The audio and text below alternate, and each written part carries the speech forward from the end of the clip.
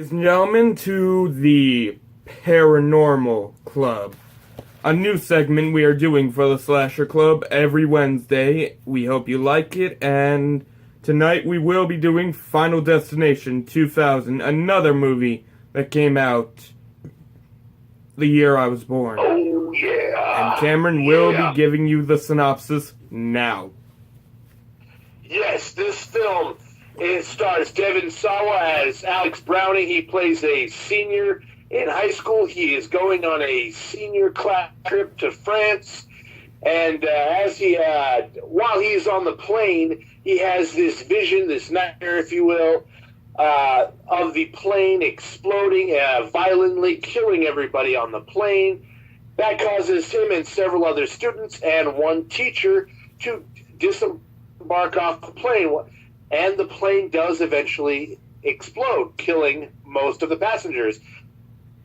The survivors, however, are not getting away scot-free. Death still has them in their sights and goes after them one by one in this film.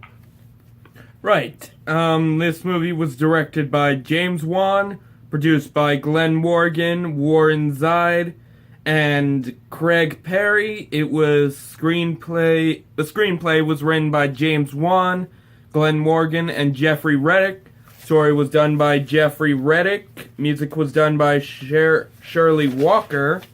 And film locations are 4688 Connaught Drive, Vancouver, British Columbia. This is Alex's house.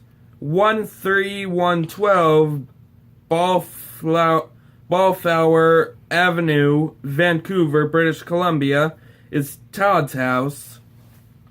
Vancouver International Airport, Sea Island, Richmond, British Columbia is the plane explosion scene.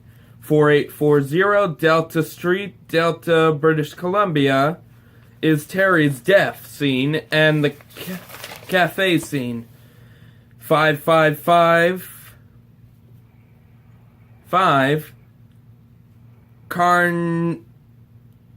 Carnarvon Street, Vancouver, is Kerrisdale Elementary School, which was used for Mount Abraham High School. 50 Bastion Square, Victoria, British Columbia, is where Carter's death is, aka France.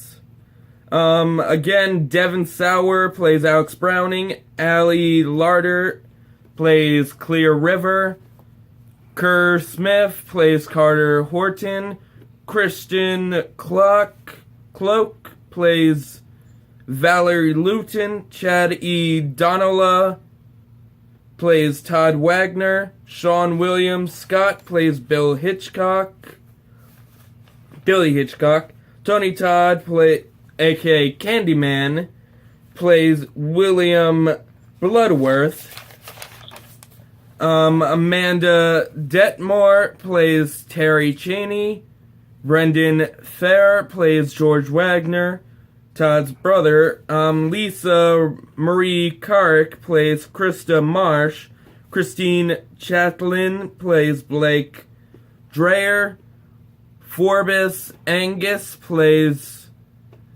Larry Mernu, also known as the French teacher, and we are getting on to the kill count. Or kill stats. Andre the Giant plays the death. No, sorry, there's no physical killer in this film. Okay, so we have our slasher stats, right? However, this is not a slasher film, so I present to you the gore scores.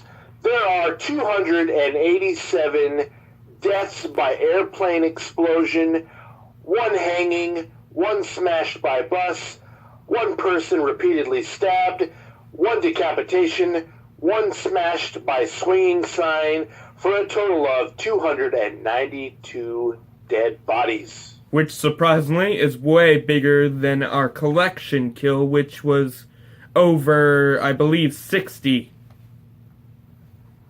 Size does matter, folks.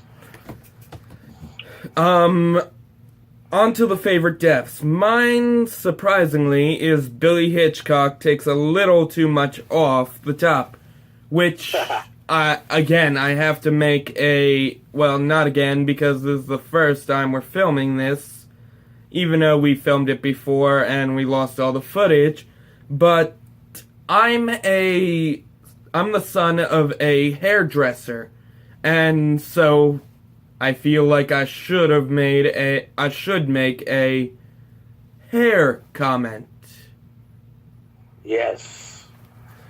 Which, I love this kill because, I mean, the way his head is cut off, it's basically through the mouth or jaw, and it was so unexpected. I mean, we just saw that Carter was supposed to be killed a few minutes earlier in his car, but he was saved by a broken seatbelt, and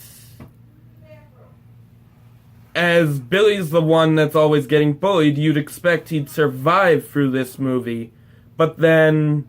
Yeah, the closest shave went to Billy. We thought it was with Carter, but the closest shave went with Billy.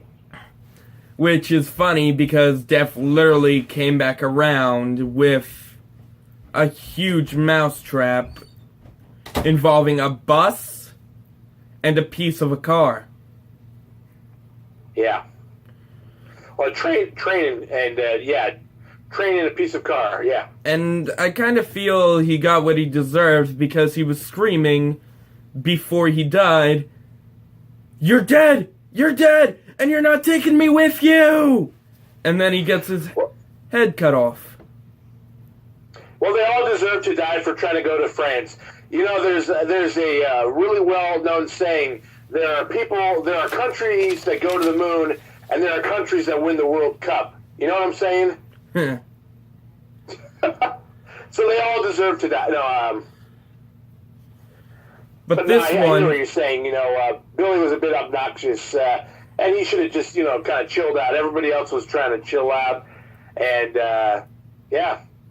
in the end, I mean, he was kind of the comedic fallback for this movie. I mean, like, I just took my driving test, I got the lowest score, and the teacher tells me, "Son, you're gonna die at a very young age," which is pretty funny because it's technically a connection because he did die in a car a day later. Yeah. Moral of the story, stay away from public transportation. But what about you? Favorite kill? Yeah, no, I definitely liked that one. I also liked the professor, the teacher's death. It was just so over the top and dramatic. I mean, she cracks her mug, she spills her vodka, her computer sparks and foams and shoots debris, and it cuts her throat, and then she bleeds everywhere and slips on it, and then yada yada yada to the house exploding, and it was very drawn out. I definitely think it was the most just the most drawn out, most comedic of the kills in this film. Actually, I think it's the longest of this film, surprisingly. Yes, yeah. But,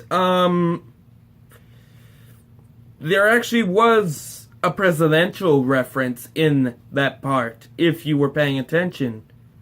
Abraham. No. Abraham What about Lincoln. Abraham? So, basically, if you guys have watched this, you notice her mug says Abraham High School, which is named after our 16th president, Abraham Lincoln, who was assassinated. So, she was kind of destined to die. And there's a lot of presidential references in this movie, like, JFK Airport in New York, which is named after our famed sexual president, John F. Kennedy. Yeah. But back to the kills. We all know what the F stands for. John fuck Kennedy. No, it's Fitzgerald. You got me on that one.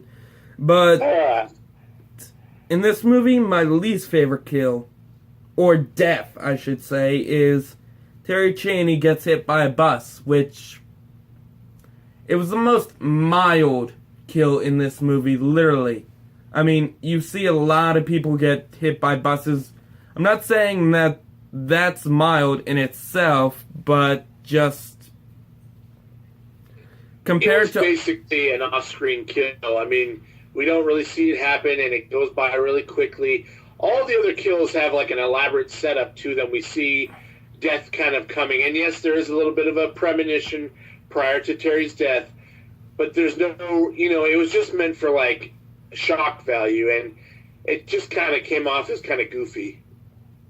Right. So yeah, this was a little mild compared to the rest. But now on to the facts. I love the dream sequence, which I definitely know Cameron wasn't too partial with it in the other movies, but this does keep the movie very suspenseful. Yes, it absolutely works in this film. It builds the tension. It absolutely sets up the rest of the film and the story. So, in this film, the dream sequence, on point. Great writing by James Wong. You mean Redrick? Right. Whoever wrote the script, great writing. But yeah, they totally started this series off great with a plane crash. I mean, and surprisingly, it's a year before 9/11 happened. So Yeah. a lot of you know how controversial this movie probably is to a lot of people. And, fun fact, I actually watched this movie while I was coming back from Disney on a plane. Oh. Any turbulence? A bit. But Yeah. I survived. Well, you can't only cheat death for so long. Right. There was some foreshadowing from John Denver's music to predict the plane crash, because we all know, or if you didn't know, John Denver died in a plane crash years before this movie. And, technically, again, this was foreshadowing, and you learn that from Alex while he's on the can saying, John Denver died in a plane crash. And that got him scared, so, and I'm pretty sure it scared a lot of us as we were going into this knowing they're going on a plane. But unless you already know the premise, it probably didn't scare you as much. And surprisingly, after watching this third or fourth or fifth time, because, you know what, I'll get to that later, it got me listening to more John Denver songs like Country Road and Rocky Mountain High. And if you guys pay attention, and you've been on our channel before, you'll see in the playlist favorite horror soundtrack, my horror soundtrack, which inside has both those, one of those songs. Yeah. Speaking of deaths, I feel like my phone is very close. I have this premonition. I have this vision of my phone going into fiery blaze. So I'm wondering, we should probably wrap this up. I told you to put it on a charger. I know, but I'm saying it's physically hot. Like I'm using my fingertips to hold the phone, and that's how hot it is. Like this will combust. It's not gonna I'm combust. telling you, we got to get off. You got to listen to me. I saw it. Okay, in a vision, it's gonna blow up. But on to the next fact. We have many signs like the alarm clock saying 180, which took a lot of takes to do. We've also got a poster of a bus right behind Terry Chaney before the airplane explodes. We have all those sightings of the bus, like before Terry dies. We have the bus in France in the end of the movie, which surprisingly Clear saw. And then we've got the cracked mug, we've got the JFK, we've got John Denver, we've got I believe we do see the train in the windshield. Yeah, everything. Yeah, there is foreshadowing throughout. There's definitely clear themes in this film. And then the film surprisingly began as a speculation script written for the X-Files, which is why it's so mousetrappy. It borrowed footage from the crash of TWA Flight 800, which also surprisingly had a French class on it. New Line, I've noticed, really did good on this movie, unlike the rest of the Friday the 13th movies, which we mentioned in our slasher movie videos. It was the first teenage slasher to have death as the killer. It was based on a creepy story about a woman that almost got on a plane that crashed because her mother had a bad feeling about the plane, so she got on another one and the other one exploded. Great acting by Devon Sawa and Ali Larter, which Devon actually won a award for. I believe they were called the Saturn Awards, which I haven't heard of them before. The baggage carrier under plane said 666, and the soundtrack, for me, was honestly perfect for the movie. And my favorite songs, obviously, are Rock You Man High by John Denver, unobviously, these two, Into the Void by Nine Inch Nails, and When I Die by Joey Nine, which is the end song after Carter gets hit. Well, yeah. How would you rate this film? Compared to the rest, I'd rate it 9.8. Well, I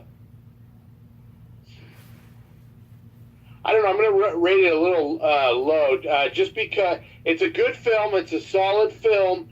However, some of the sequels are really bad, in my opinion. So I'm going to go with 7.5 for Final Destination. It's good, but it's just, unfortunately, the formula for the film does get a little too formulaic and predictable in the sequels. So this film is strong. It's just, yeah. All right, and any other notes you have for this movie? Just just the themes of survivor's guilt, the invulnerability we some of us have while we're young. We feel like some of the harshest moments or the harshest tragedies of life, won't touch us, and we see that in Carter. He thinks that he's invulnerable, but he's really lying to himself.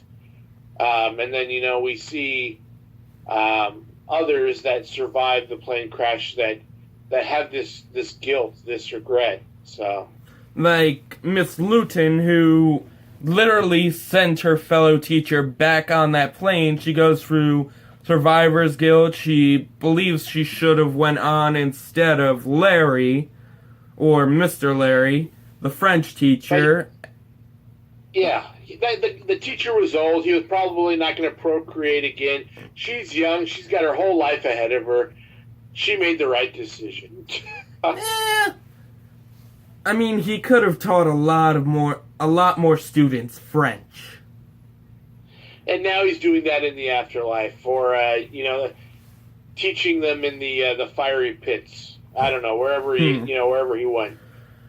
But honestly, you see a lot of morals in this movie, like the lessons we learn with how to live your life, or how not to live your life, like with the survivalist vibe that Alex gives off, or how, I mean, you gotta really live like Clear, who, she spends her time doing art. She doesn't always think about death compared to Alex.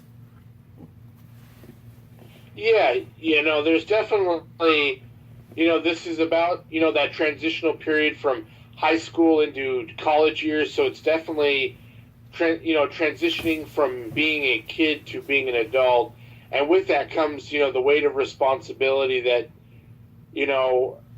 how to manage your time, what you do with your life, and as Alex says, figuring out the design that death has for you, but more importantly, what design does life have for you, and figuring that out, and living your life to the fullest. And honestly, you gotta start accepting what's going on around you. I mean, you can't just live your life predicting your death. Just accept death when it comes to you, whether it's soon or later. Yeah. And remember, I think it's no gonna escapes. be sooner for me than you, but it's probably just around the corner. And you guys gotta remember, there's no escapes, no plot holes, no coincidences, and no escapes. Yeah, you cannot cheat death. And again, we gotta recognize Tony Todd's amazing acting skills. I mean, he played Candyman in the aforementioned movie Candyman, which, I mean, as Bloodworth, he played that out real well, and thank God this is not the last time we'll ever see his character. Yeah. Alrighty. And remember, guys, this is gonna happen every Wednesday, hopefully, if Cameron's phone doesn't die as quick as it wants to, because he's low on batteries. Because, again, we tried filming this earlier, and the phone decided to restart the whole video. Yeah, the best thing that you all can do is to hit the like button, hit the subscribe button, give us some feedback, some comments. We're doing the Final Destination films here. We are doing the Scream franchise with the Slasher Club. What films of any genre, would you like us to go into depth about? Sometimes we go into some different places than other reviewers. We don't just do cookie cutter reviews. We do the deep cuts. Like, we go into real life events. We go into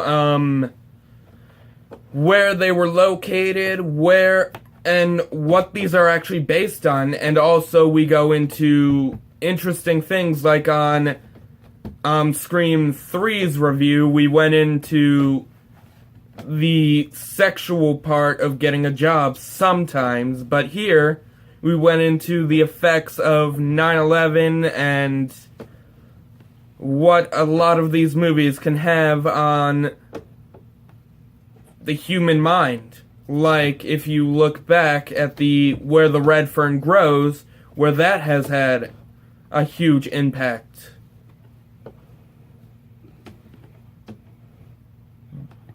But All yeah, right. we'll see you guys next Wednesday, and remember, no escapes, no exceptions. You can't cheat death, and you do not want to mess with death itself. That granddaddy motherfucker. Good night, and don't forget to read Cameron's famous speeches for each of our videos when we post them. Good night, everybody.